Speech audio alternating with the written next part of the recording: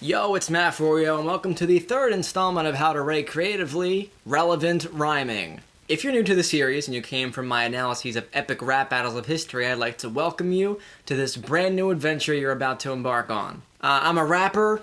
I know it doesn't look like it, you're going to take my word for it. The last two episodes focused on creating an idea, exploiting that idea, and now we're going to actually start writing that idea. So if you've carried along with me from the first and second episodes, you can take your idea and continue to format it with this episode. And just like every episode of Chisel This Instructional Series, there will be a rap song at the end that incorporates everything we've learned, so stay tuned for that. This episode will focus heavily on which scenarios specific kinds of rhyming work in, how to find and utilize relevant rhymes, not just rhymes, and a couple other concepts, such as the chicken and the egg theory, statistics versus sound, sneak syllables, and more. But first, I need to explain two concepts. The first is a glottal stop. You may not know what a glottal stop is, even though you use it every day.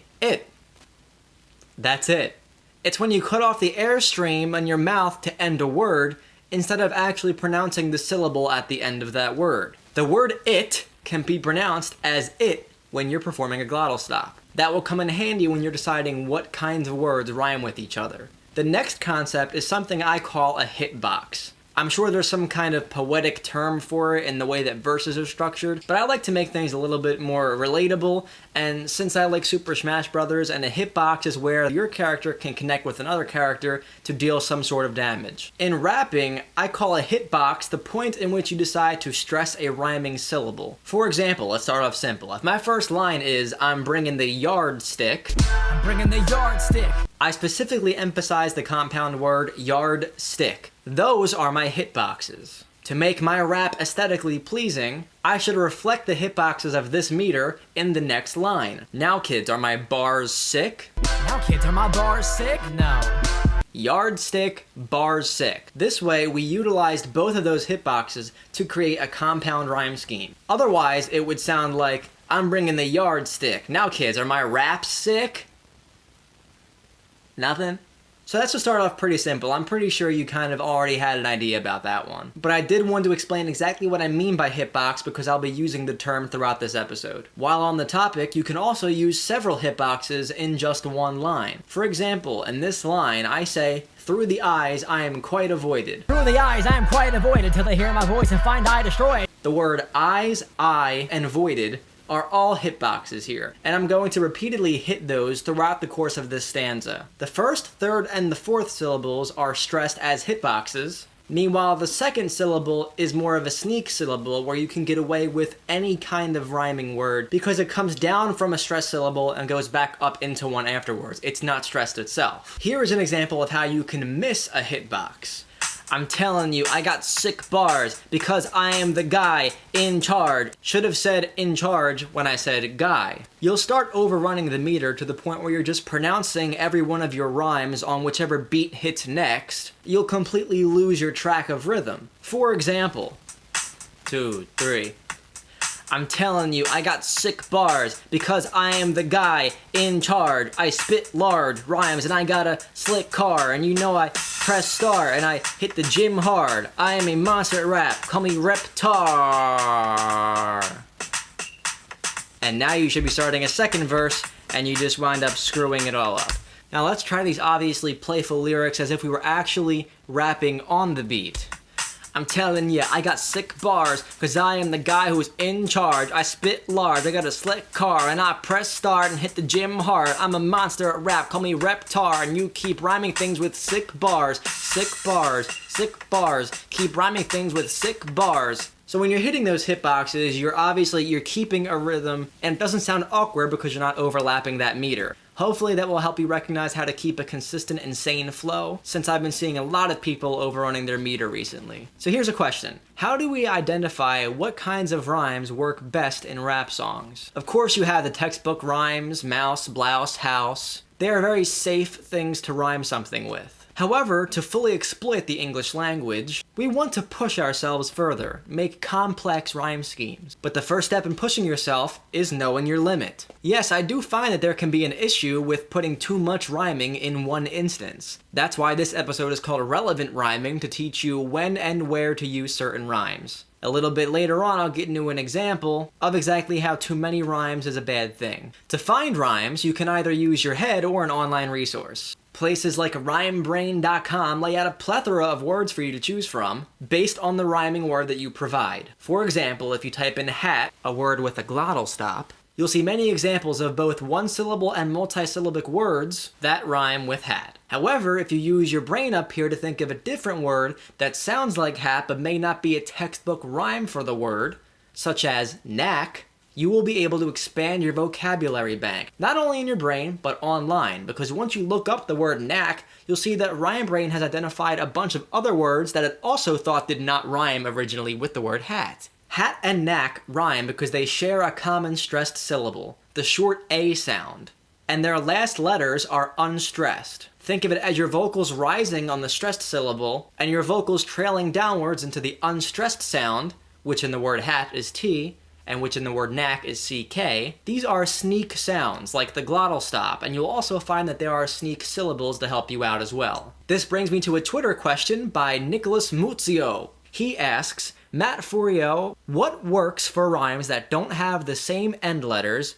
and what doesn't work for it? If you recognize the parts of a word that cause a rhyme to be heard, you can actually identify this on your own. Words obviously rhyme because they sound similar, not because they look or are spelled similar. It's very tempting to rhyme smorgasbord with hors d'oeuvres just because of the way they're spelled, but they are pronounced very differently. We all know this. There are two factors in determining whether words of a different letter family can rhyme or not, and they both deal with the vocal emphasis. For example, the words tackle and jagged don't normally rhyme because you pull the end of the word with a different stress, tackle and jagged. The ending syllables actually have some sort of pronunciation instead of being the sneak syllables that you find in the words gotta and anything that ends in an ing. However, the words tackle and jagged do share the first stressed syllable of the word and can flatter each other when they're both not the main hitboxes of the lines. One can be, but at least the other isn't. Here's an example from my recent rap album.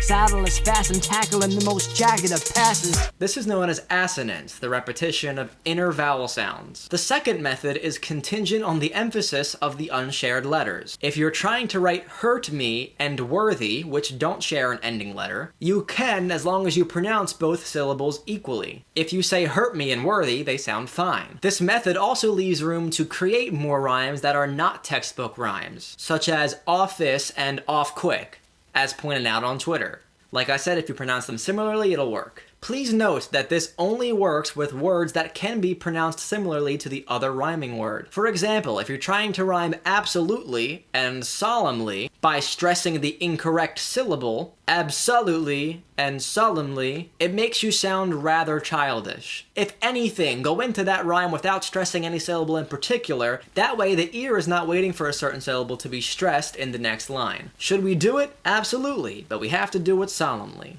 It's not the best rhyme, but you don't hurt yourself in the process of forcing it. This brings me to another point in rhyming, and it's about suffixes. Just because two words end in ing or ly, it does not mean that they sound good together. Specifically, the suffix ing is used in the same way as the glottal stop or the sneak syllable. You can almost get away with barely saying it. Caroling and cajoling do not rhyme. On paper, maybe, but rap is for the ears. Also, pronouncing it as cajoling and caroling again makes you sound childish. Conversely, apply the same principle to words like basket and asking. Not textbook rhymes, but when you have two sneak syllables, they sound like basket and asking. Yo, check out the eggs in my Easter basket. I blast you away if you say who's asking. Now, it's usually beneficial to decorate your rhyme schemes with words that share similar rhyme patterns. However, there is such thing as an overload, as I mentioned earlier. This occurs when the rhymes that you use are not relevant to each other. Here is an example. I'm fervently serving you turd kids eternally, working on curtains, it turns out they're burgundy. It's an emergency, controversially with urgency, and certainly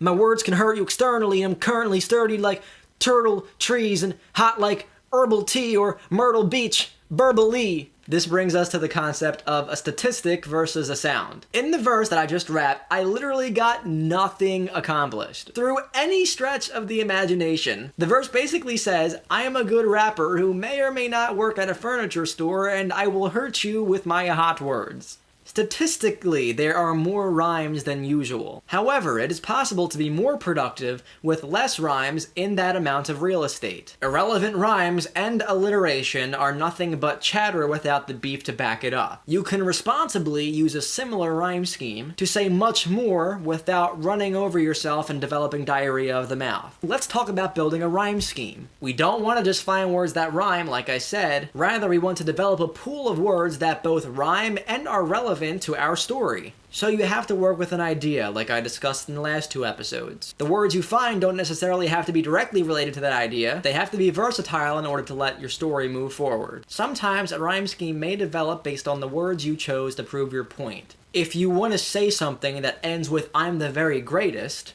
you'll want to rhyme your next line with both very and greatest, or at least just greatest to start off with. Clearly that's probably what you're doing right now, but let's take this further. Other rhyme schemes can stem from words or phrases that you heard in your everyday adventures. You might hear something during your day, say, oh, that sounds cool, and put it in a rap song. But it's not just for the insertion. You want to pad it with flattering rhyme schemes. One of the phrases that I thought of when working on my next rap album is neutered and spayed, which refers to an animal being sterilized sexually. To find rhymes with this phrase, and I mean perfect rhymes, every single stressed syllable, we have a couple of options. First off, there are 2 hitboxes along these 4 syllables. We stress the first syllable, come down for the next 2, and then stress the 4th. Your decision on which syllables to stress should be reflective of how these words are pronounced in everyday life.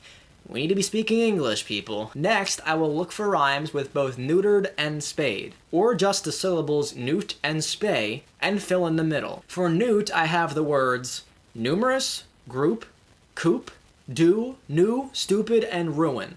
Notice how those are all of varying syllable length, because the way that they're stressed helped me lead into that curve I was talking about where we don't stress the 2 middle syllables. For rhymes with spayed, I have ways, place, cage, day, say, phrase, and nation.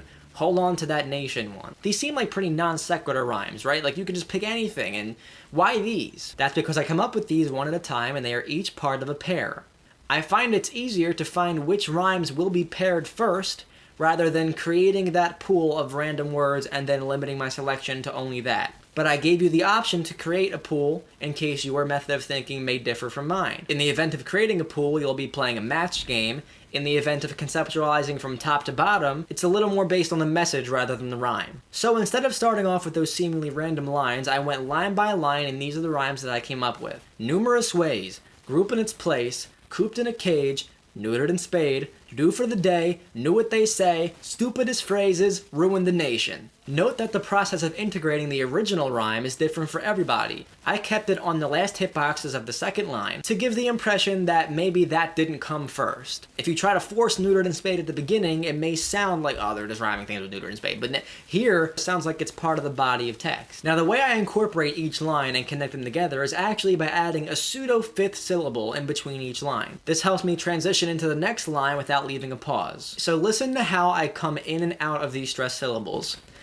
There are numerous ways to keep a group in its place. You leave them cooped in a cage or get them neutered and spayed. Or what I do for the day when people knew what they say were just the stupidest phrases that could ruin the nation. There you have your 4-bar stanza that keeps a general concept of the idea that you want to push forward. It's pseudo-lyrical showcase poking fun at the mindless rappers with a comparison to neutering animals and trying to fix something about them. It's all about exaggeration. And it also makes a statement about how these people are affecting the culture today. There can be multiple meanings that hide only behind a couple of words. It's not necessary to represent absolutely everything that you want to say. Rather, you want to create imagery to shield or mask whatever the idea is. There's the imagery and there's the main idea, and you want to find as much as they have in common as possible. This makes us consider something very important about rhyming, and it's really the source of many flaws that I find in writing. Which came first? The chicken or the egg? Which came first? The meaning or the rhyme? Sometimes it's okay for the rhyme to be conceived first, as it did in my most recent example. However, in moving forward with that line, I did not let simple rhymes blind the bigger goal, which is to create that sound message. Each song you make should have an overall theme, motif, or mantra. For example, the lyrics that I just presented come from a song that is about the corruption of our culture. So it was relatively easy for me to move forward with that idea and pick what rhymes would come out of it. Lyrical showcase raps are a little different because they are what they say they are. They're just lyrical showcase. But if we're talking about creating a concise message with a lyrical structure, the skeleton is more important than the skin. So how do we turn that idea into actual lyrics that we can put in the final draft? Just like the chicken and the egg, messaging and rhyming begs the question of which came first. However, once they begin to coexist, it's easy for them to progress forward together. Just like how chickens are constantly laying eggs and eggs are constantly hatching chicks. You can't stop moving forward without one or the other, or they'll both go extinct. Once you've drafted your concept, you should choose which parts of your linking tree you want to take verbatim and which ones you want to represent with a different kind of symbolism. I imagine it will be easier for you to take this step by step as opposed to me kind of having an inherent idea of what I want to do and just running with it. So try this out. Format each part of this tree that you want to touch on into a formidable puzzle piece that you can insert into this draft. Place them in an order and you'll have your general skeleton. Now it's time to spice things up. Don't go fancy beyond relevant language, but try imagery that is related to your concept. And if you're going to use a big word, make sure that its definition is precisely what you want it to be. When you start organizing your rap like this, you can test out the flow, see where your hitboxes land, and how to accommodate their counterparts. You might have a tough time at first connecting one idea to the next. A good way to use rhyming to do this is with a transition rhyme scheme. I did this a lot in my song Crystal Clear from my most recent album, and here are all the examples of that. It's even better when there's an evil vessel saying winning ain't quick is an easy left. The reason hell will make hell freeze over. Then I'll be slipping slide until I get to where I'm promised. And if I'm not, then I will crack the destined code. When this tyrant uses ice as a disguised mask with climate as a prime tactic to fight back with, I'll surprise attack it when I solve its puzzle. With friction from my feet to turn that ice into a puddle. I juggle life and work like... I want to see if you can catch how I move from one rhyme scheme to the next without stopping and having it sound jarring in between. Transition rhyming follows the rhyme scheme from the current stanza, starts the next stanza with that same rhyme scheme to give a consistency to the flow, but finishes the next first line with this new rhyme scheme that you want to incorporate. Flowing nicely is sort of the objective of a good sounding rap song. If you noticed earlier how I took a question from Twitter, I'm hoping to make that a recurring segment on Chisel This. So please follow me on Twitter at Mat4yo to tweet me questions like this one. Some guy asks, what is the laziest/worst way you can rhyme words? I think the laziest way to rhyme comes in two forms. One is irrelevant rhyming, which, as I said, is the antithesis of everything I've been trying to say in this video, where you slap many similar sounding words together with no real meaning. To fix that, try using those rhymes as a platform to find different sounding word pairs that you can incorporate into those one-word rhymes. The second way is by placing certain words in your rhyming hitboxes that have very little rhyming opportunity, so much so that that rhyme becomes a stereotype and can easily be anticipated by the listener. For example, I've seen countless kids rhyme battle with prattle, a totally irrelevant word, and I also see a lot of people rhyming life with strife, a somewhat relevant but obtuse word. And again, why use the word strife if not for rhyming with the word life? There's only been one time where I ever approved the use of the word strife. Our true super soldiers come to end this strife. Here is what makes rhyming relevant. Using words that are fresh, interesting, and colorful sounding. Using words like strife is rather trite, considering it as just a one-syllable rhyme, again, which came first, the rhyme or the message. If you expand your vocabulary, you'll find that every rhyme is a derivative of a vowel sound, and can be used as such if the composition and syllabic meter of both words match up. The word life also rhymes with fight, might, bright, light, spite, kite. Don't make it trite. And by looking up those words that the internet doesn't exactly classify as textbook rhymes with the word life, you can keep more of those words in your memory bank and use them later. Let's refresh what we've learned today. Glottal stops and sneak syllables are your friends. Hitboxes are pivotal points in the meter, where you either lay up or dunk your stressed syllables in the span of at least 2 bars. Textbook rhymes are stepping stones, but conceptual rhymes can expand our vocabulary. Words or word pairs with different letters but similar sounding syllables can rhyme on a case-by-case basis, and are actually good to use to spice up the rhyming patterns. Even words that don't directly rhyme can flatter each other with assonance, a sequence of similar sounds in a line that has multiple hitboxes. Similar spelling or similar suffixes do not universally imply that there is a rhyme present. There is a stark contrast between a statistically higher rhyme count and a conceptually or aesthetically pleasing sound or message. Rhyme schemes can start anywhere, but should continue on a basis relevant to your core message. Whether the rhyme or the message comes first, they should both progress together. Concepts can be formed into puzzle pieces that build the skeleton for your rap. Transition rhyme schemes can help you link together these puzzle pieces. We learned that it sounds lazy and trite to utilize stereotypical rhymes, and that relevant rhyming not only displays your lyrical prowess, but helps you create a message so intricate that it can be both marveled at and absorbed for future inspiration. And we also learned that you can ask me questions on Twitter to have a chance at appearing in one of these videos. I'd also like to try somewhat of a live stream where you ask me questions live and you get my stream of consciousness, because it's so different than what I meditate on and write down over here that I give to you in these long thought out episodes. So if you're down for that, please let me know so I can set something up. As always, there is a song to capitalize on this entire message if you still don't get it. Hopefully this is a great example of both of the cons and the pros of rhyming in a rap song.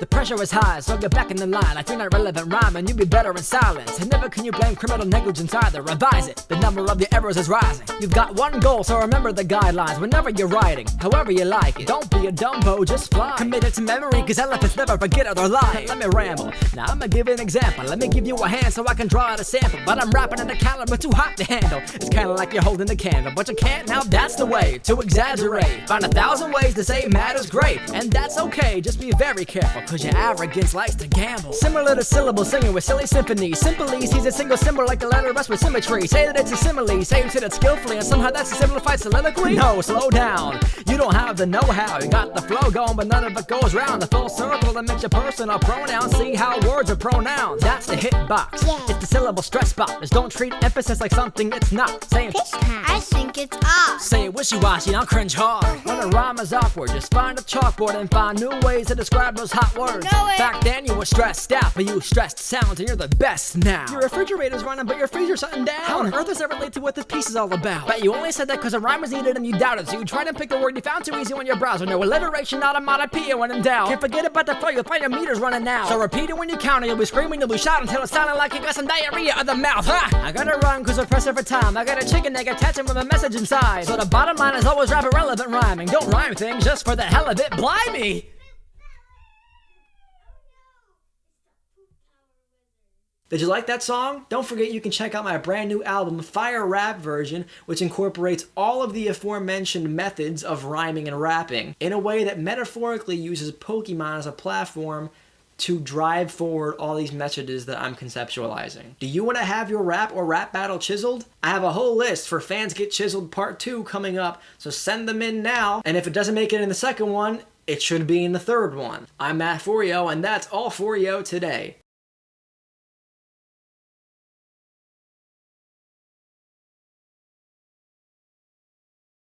I recorded this before I even started writing the song.